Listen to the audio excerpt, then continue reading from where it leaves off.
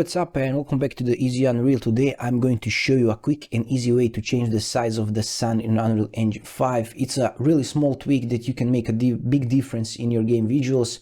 But before we dive in, if you are into Unreal Engine tips and tricks, hit that subscribe button and turn on notification. It really helps the channel grow and you will never miss a new video. So let's go into it. Over here you can see our sun. If you select the directional light in your level, I'm using the file new level and I'm using this basic. If you want to replicate and select your directional light and scroll down, and you can see this source angle and change this source angle. If I reset this property to the default value, you can see how small is the sun. But if we go over here, you can see how sharp are the shadows. So the bigger your sun is, for example, if I hit 10 here, you can see that shadows are softer, but the sun is bigger.